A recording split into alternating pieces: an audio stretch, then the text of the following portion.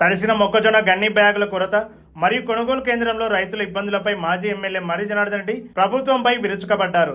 ఇది ప్రకృతి వైపరీత్యం కాదు, ప్రభుత్వం వైఫల్యమేనని ఆయన ధ్వజమెత్తారు. తడిసిన ప్రతి గింజలను మద్దతు ధర కొనాలని, లేకపోతే రాష్ట్ర వ్యాప్తంగా ఉద్యమం చేపడతామని హెచ్చరించారు. 2.5 సంవత్సరాలైంది ఈ కాంగ్రెస్ ప్రభుత్వం అధికారంలోకి వచ్చి. ఏం జరుగుతుంది రాష్ట్రంలో?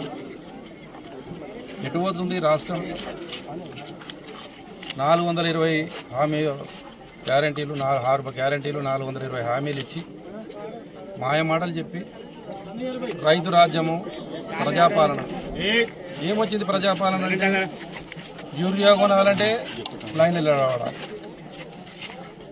విత్తనాలు కొనాలంటే లైన్లు నిలబడాలి, పండించిన పంట అమ్ముకోవాలంటే కుప్పకాడ పండుకొని లైన్లు నిలబడాలి, బయోమెట్రిక్ పెట్టాలంటే లైన్లు నిలబడాలి. ఏంది ఇది? అసలు ఏం రాజ్యం జరుగుతుంది? స్థానికంగా ఉన్నటువంటి ఎమ్మెల్యే, ఈ రాష్ట్ర మంత్రి, వ్యవసాయ శాఖ మంత్రి, ఈ రాష్ట్ర ముఖ్యమంత్రి కనీసం ఒక్కసారి వ్యవసాయం మీద రివ్యూ పెడుతున్నారా? అసలు ఈ సంవత్సరం ఏం పంట పండింది? రైతులు ఎన్ని ఎకరాలు వేసిర్రు? ఎంత యూరియా కావాలి?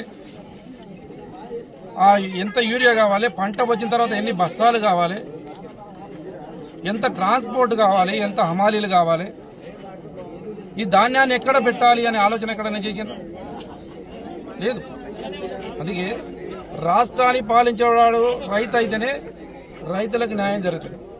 కానీ రాష్ట్రాన్ని పాలించేది బ్రోకర్లు అయినప్పుడు బ్రోకర్లకే, మధ్యవర్తులకే న్యాయం జరుగుతుంది తప్ప రైతులకు న్యాయం జరుగుతలేదు. ఇలా రైతులు ఒక్కొక్కరు ఏడుస్తున్నారు. ఏం జరుగుతుంది? నేను ఇక్కడ అడుగుతున్న, స్థానికంగా ఉన్నటువంటి ఎమ్మెల్యేని అడుగుతున్నా, రైతుల కన్నా నీకు గొప్ప కార్యక్రమం ఏముంది? నువ్వు 2.5 సంవత్సరాల ఈ సంవత్సరంలో మొక్కజొన్న ఏ మండలంలో ఎన్ని ఎకరాలు వేసిండ్రు? ఎంత ఒక దిగుబడి వస్తుంది? ఎన్ని బస్తాలు కావాలి అనే ఒకసారి రివ్యూ పెట్టిన ఈ నాగర్ కర్నూలులో పెట్టిన దాఖలాలు ఉన్నాయి. స్థానిక ఎమ్మెల్యే నేను కొద్ది టైం ఇచ్చిన, కొత్తగా ఎమ్మెల్యే అయిండు, తెలియదు, పాపం తెలియదు, తెలుసుకుంటాడు. తెలుసుకున్న టైం ఇవ్వాలని నేను 2.5 సంవత్సరాలు ఓపిక పట్టినాం. ఏంది నీ వరి మీద, ఒక్క పంట మీద రివ్యూ పెట్టేది ఐడియా లేదు, కరెంటు మీద రివ్యూ లేదు, నీది రైతుల మీద లేదు. ఇలా రైతులు ఇన్ని కాలం మార్కెట్లో 30 రోజుల నుంచి ఇక్కడ ఈ గోసపడుతుంటే ఎక్కడ పోయినా నువ్వు? బారసాల పంక్యాలు పోతావా? నువ్వు చేసేది బారసాల పంక్యాల కొరకు నేను ఎమ్మెల్యే చేసిండ్రా? దశదినమ కర్మలు కోవడానికి నేను ఎమ్మెల్యే చేసిండ్రా? చిన్న పంక్యాలు కోవడానికి ఎమ్మెల్యే? నీకు పాలన మీద లేదు దృష్టి, ఇతర పార్టీల నాయకులను పార్టీలో చేర్చుకోవడం మీద దృష్టి పెట్టే దృష్టి ఇలా రైతుల మీద దృష్టి పెట్టలేదు. రైతుల మీద దృష్టి పెట్టండి. స్థానికంగా ఎమ్మెల్యే ఉన్నాడు, ఎమ్మెల్సీ ఉన్నాడు, ఇక్కడ మంత్రి, ఇక్కడ మీరే ఉన్నారు కదా, రాష్ట్రం నడుస్తుంది. మీరు ముఖ్యమంత్రితో మాట్లాడండి, వ్యవసాయ శాఖ మంత్రితో మాట్లాడండి, ఎన్ని బ్యాగులు తెప్పియండి, లారీలు తెప్పియండి, ఎత్తండి. మాట్లాడితే రాజకీయం అంటారు. రైతుల పక్షాన మాట్లాడతారా? నీ చేత కాదు. మేము వచ్చి అడిగితే మళ్ళీ మా మీద దుమారాలు లేపుతారు. మళ్ళీ మేము పొద్దుగాల మాట్లాడితే మళ్ళీ నీ చెంచగాలతో మమ్మల్ని తిట్టిపి కొట్టు కావాలంటే నన్ను కొట్టినా పడతా, రైతుల పక్షాన నన్ను కొట్టినా పడతా. నేను నాకేం అభ్యంతరం లేదు, నాకేం బేజాలు లేవు. కానీ ఏం జరుగుతుంది? ఈ కన్నలూరులో కష్టపడి 9 సంవత్సరాలు, 4 సంవత్సరాలు నిద్రపోకుండా 2.5 సంవత్సరాల్లో కేఎల్ఐని పూర్తి చేసి నీళ్లు తీసుకొచ్చి పంటల రైతుల మొక్కల్లో ఆనందాన్ని నింపినాం. వచ్చిన పంటాన్ని చివరి ధాన్యం వరకు, తడిచిన చివరి గింజ వరకు కొన్నాం మేము. ఎక్కడ రైతులు రోడ్డు మీద ఎక్కనియలేదు. లారీలు లేకపోతే నేను ఎమ్మెల్యేగా ఉండి, లారీలు లేకపోతే ఎమ్మెల్యేగా ఉండి హైవే మీద పోతున్న లారీలను ఆపి వాళ్ళ ఆర్సీ బుక్కులు తీసుకొని మార్కెట్కు లారీలను పంపించి ఆ ధాన్యాన్ని ఎత్తి గోడౌన్లకు తరలించిన మేము. మరి ఏం జరుగుతుంది? ఇలా 2400 మద్దతు ధర అన్నావు. ఎవడన్నా రైతు ముఖ్యమంత్రివి నువ్వు? ఇంత బుద్ధి ఉందా నీకేమన్నా? అసలు జ్ఞానం ఉందా? ముఖ్యమంత్రి ఎట్లయినావా నువ్వు? రైతు 25 గిట్టలే బండి అలా, అంతకన్నా ఎక్కువ బండి వద్దా? ఇది ఎక్కడ సీలింగ్? 25 ఎకరాల 25 గింటల కన్నా ఎక్కువ పండితే నీకు కొరవా? రైతు ఏమైనా మొక్కజొన్న పైకి వెళ్తేస్తున్నాడా? 20 క్వింటాలు దాటితే కొనండి. ఇది ఎక్కడ సీలింగ్? మరి నువ్వు మాకు సీలింగ్ పెట్టినాం, మేము మీకు సీలింగ్ పెట్టలేమా? మేము మీకు సీలింగ్ పెడతాం కదా. ఇది ఎంతవరకు కరెక్ట్? రాష్ట్రంలో ఇంతవరకు ఉందా? రైతు ఏమన్నా బయట నుంచి తెస్తున్నాడా? పాకిస్తాన్ నుంచి వచ్చిన మక్కలేమన్నా? బీహార్ నుంచి వస్తున్నాయి మక్కలు ఏమన్నా ఈ శాతనైతే చెక్ పోస్టులు పెట్టు, నీకు శాతనైతే పక్క రాష్ట్రం నుంచి రాకుండా నువ్వు మక్కలను కాపాడుకో, నీ సెక్యూరిటీ నీ పోలీసులను వాడుకో. కానీ పోలీసులు మా తెలంగాణ రైతుల మీద వాడతావు. పోలీసులను ఎక్కడ వాడాలి? నువ్వు బయట రాష్ట్రాల నుంచి ఇక్కడికి ఇంపోర్ట్ కాకుండా రాకుండా మీరు చేసుకోవాలి. కానీ 25 క్వింటాలే కొంటాం. ఇవాళ నీళ్లు వచ్చిన ఈ ప్రాంతంలో ఎకరాకు సగటున 35 నుంచి 40 క్వింటాలు పడుతున్నాయి.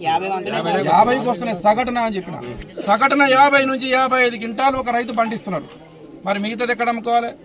మళ్ళీ మీ కాంగ్రెస్ దళాలకు అమ్మాలా? మీ ఎందుకు ఈ వ్యాపారం స్టార్ట్ చేసినావు? ఎవరు నమ్మాలి? మరి స్థానికంగా ఉన్న ఎమ్మెల్యే ఏం రివ్యూ చేస్తున్నాడు? ప్రతిరోజు మార్కెట్ యార్డ్లో వచ్చి కూర్చో, మార్కెట్ యార్డ్ వచ్చి నువ్వు కూర్చుని నేను ఎందుకు? మేము రాము కదా. నువ్వు చాతగానితనం వల్ల, నీ దద్దమ్మతనం వల్ల, నీ తెలివి తక్కువ వల్ల మేము రావాల్సి వచ్చింది. నువ్వు న్యాయం చెయ్యవు. మేము చేయనొస్తే మళ్ళీ రాజకీయం పెడతాం. మమ్మల్ని 2.5 సంవత్సరాలు అయింది. ఏం మొరగబెట్టింది ఇక్కడ కందనూలుకి?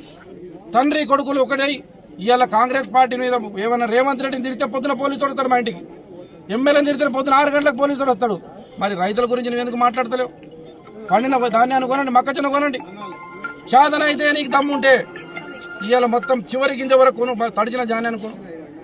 ఏదేంటి కాంగ్రెస్ పార్టీ టీఆర్ఎస్ పార్టీ ఉంటుంది రైతుల దగ్గర. రైతులు ఎవరైనా ఒకటే. మేము 10 ఏళ్ళు ప్రహ్లాదన చేసినాం. కాంగ్రెస్ వాళ్ళకి మేము బస్తాలు ఆపినామా? కాంగ్రెస్ లో ధాన్యాలు కొనలేదా? కాంగ్రెస్ కు రైతు బంధు ఇవ్వలేదా? ఇక్కడ మాకు రైతుల పార్టీలతో సంబంధం లేదు. ఎలక్షన్ అయిపోయిన తర్వాత అందరు తెలంగాణ ప్రజలందరూ తెలంగాణ రైతాంగమే, పార్టీలతో సంబంధం లేదు. ఇక్కడ నువ్వు ఏం చేయాలి? రైతులకు న్యాయం చేయడానికి నువ్వు ఎమ్మెల్యేగా ఉన్నావు, మంత్రితో మాట్లాడు. ఒక మంత్రి ఏమో హాస్పిటల్ ఓపెన్ చేసి అపోలో హాస్పిటల్ గుండె అంటాడు, ఆయన గుండె ధైర్యమట. ఒక మంత్రి ఏమో వ్యవసాయ శాఖ మంత్రి కుర్చీ చేసుకుని ఆయన వ్యవసాయ శాఖ కూడా నువ్వేడ కూర్చున్నావు, నువ్వు బారసాల కూతున్నావు. ఇదా నువ్వు చేయాల్సింది? ఇదా మీరు ఎమ్మెల్యే మంత్రి ముఖ్యమంత్రి ఉన్నది? దేని కొరకు?